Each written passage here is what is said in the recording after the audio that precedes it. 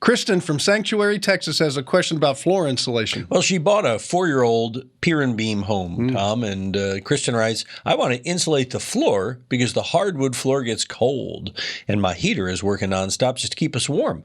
I also noticed condensation under a 5x7 rug, a carpet there in the living room, and when I pick it up to clean, the carpet pad is soaked almost all the way through. And now, she says, though, that the crawl space has plenty of ventilation. So, Tom, Kristen wants to know if using an R15 unfaced batting underneath would help with these issues.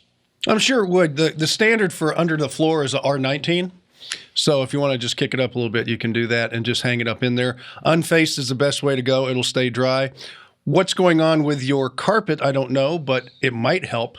But it certainly will make it warmer in there, and your heater will have less of a load in the winter time. Summertime won't mean too much. I'm wondering if the AC is undersized. It's not taking enough humidity out of that. Well, if it's wet when it's not, the air conditioner's not running. It's heat time. She's talking about. I'm just wondering how the humidity could be building up in there. Well, I think a good way to check for the humidity is to get a hygrometer, put it in your home, and find out what kind of relative humidity you're running, because it can, I know in the Houston area, it can get really bad on carpets, on concrete.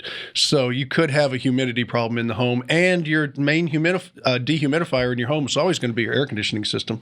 You got a question? We'd be happy to help you out. Just go ahead and send it to us. You use the Ask Tom form there at HomeShowRadio.com. We'll answer it just like this one in these videos over here. And subscribe to our channel, too, while you're at it. We'd sure appreciate it.